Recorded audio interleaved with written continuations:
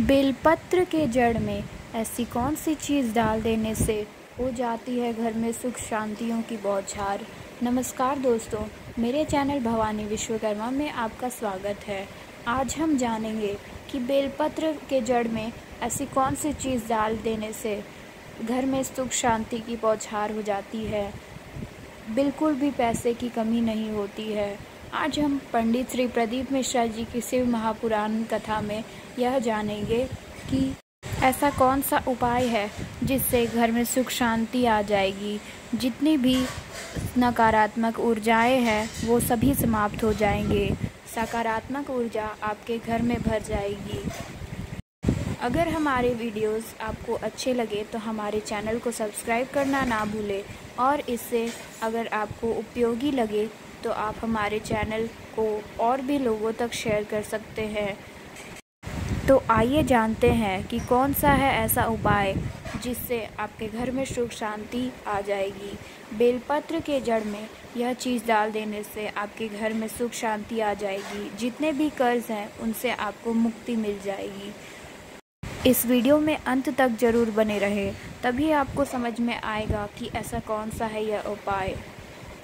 जिसके घर में क्लेश ज्यादा होता महाराज, बहुत क्लेश, मतलब कुछ ना कुछ बात पर झगड़ा चल ही रहा हो, क्लेश हो ही रहा हो, बहुत तकलीफ चल रही, कभी बहू रूठे, कभी सास रूठे, कभी पति रूठे, कभी पत्नी रूठे, जरा जरा सी बात में एक आप इस मन को, आप इस चित्तवृत्ति को, आप इस भाव को भगवान में जितना जितना समर्पित करोगे,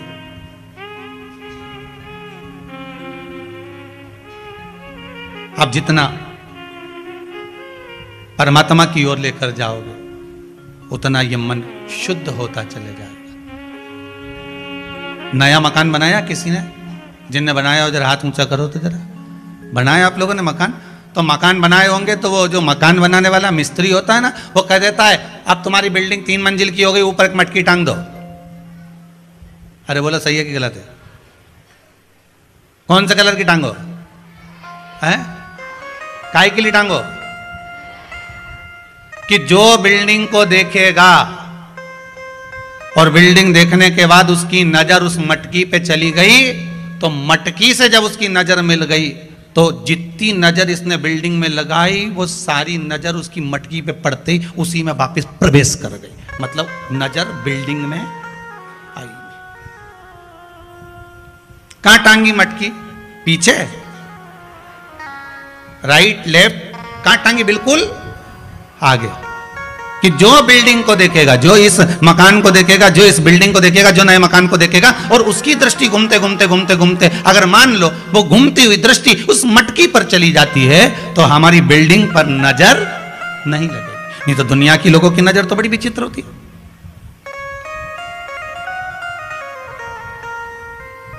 कौन से कलर की टांगी?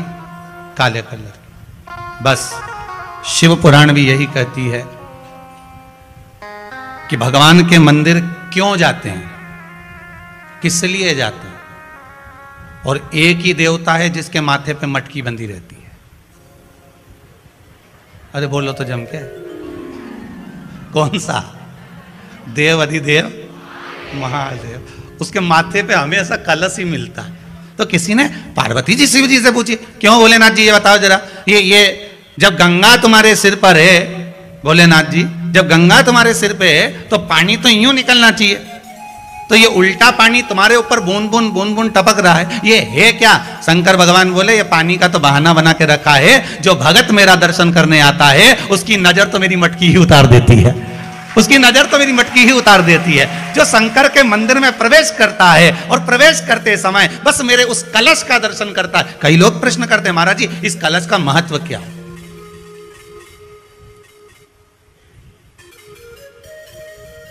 तीन टेकी पे टिका रहता है, ब्रह्मा विष्णु महेश, उसके ऊपर कलश, उसमें एक छेद, उसमें से एक एक बूंद पानी नीचे गिरे, अर्थात ब्रह्मा विष्णु महेश एक एक बूंद पानी गिर रहा है, मतलब ये तीनों एक है। झगड़ता है, घर में झगड़ा होता क्यों है?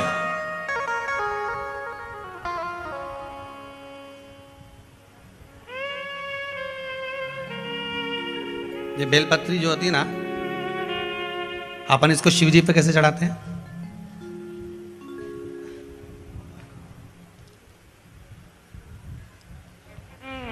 जैसे ये शिवलिंग है, ठीक है, और ये बेलपत्री को अपन ने शंकर जी पे चढ़ाया, इसी तरह चढ़ाते हो ना आप लोग, शिव जी पे चढ़ाया।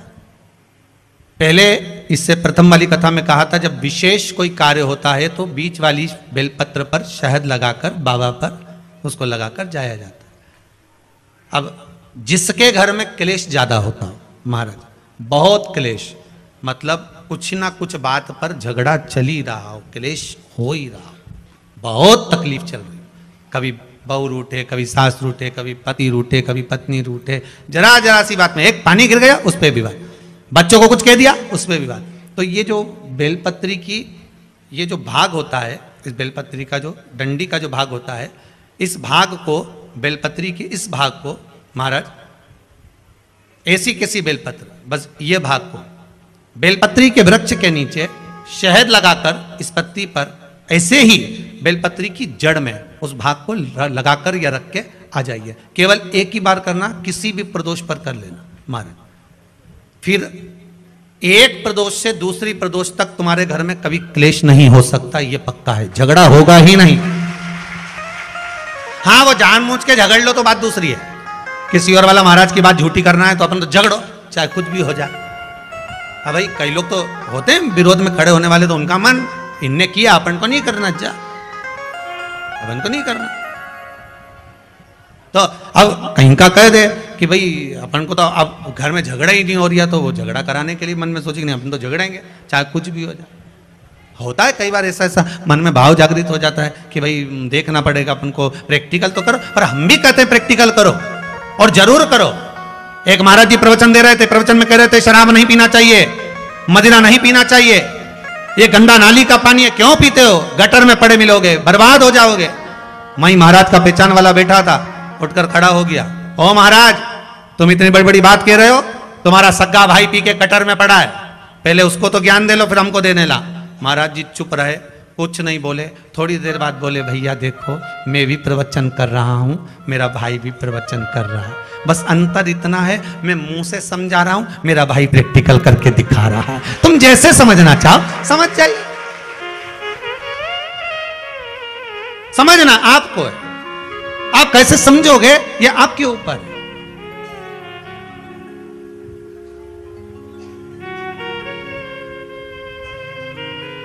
भाई जो ना समझे उसके लिए एक विदेश से एक अंग्रेज आया और उसने दीवार पर जितने कंडे बने थे गाय के उसका फोटो खींचा, तो उसको गांव के 10-12 लोग देख रहे थे और वो बढ़िया हेटमेट लगा के फोटो खींच रहा था, चश्मा लगा के। तो उसको बड़ा आश्चर्य हो रहा था। तो गांव के लोगों ने पूछ लिया,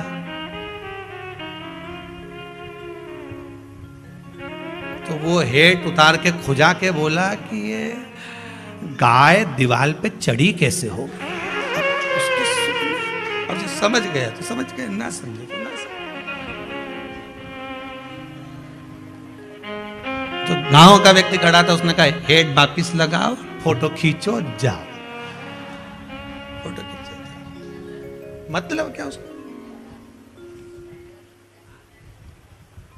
कामदेव का अहंकार आ जाता है कभी कभी, मानव को अहंकार आ जाए। बहुत दुकान तुम चलाओ, खूब आराम से तुम दुकान चलाओ, खूब घंटों तक दुकान पे बैठे रहो, खूब अच्छे से कमा, तो कई व्यक्ति को आ जाता है वो तो मैं कमा रहा हूं इसलिए चल रहा है, तुम्हारा क्या जा रहा है, तुम तो उड़ाए जा रहे हो। अब पति के चला रहे हो, परंतु उसको ये समझना होगा। रावण बार बार कहता था मैं लंकेश, मैं लंकेश, मैं लंकेश। तो राम जी ने भी आखिरी में कह दिया, लंकेश लंका अंदर रह गई, तू बाहर।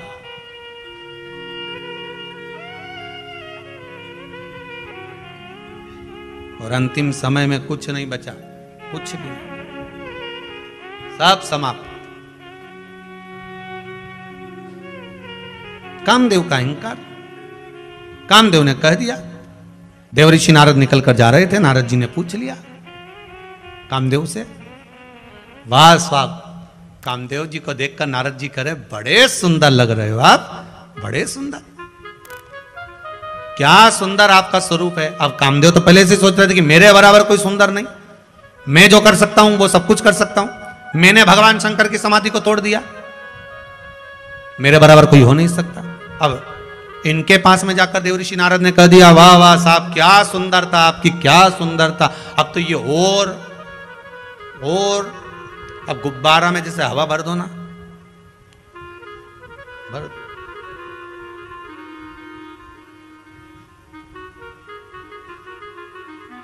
और ज्यादा जब हवा भरा जाए तो उठ जाए। बस कामदेव के भी खूब हवा भर दी।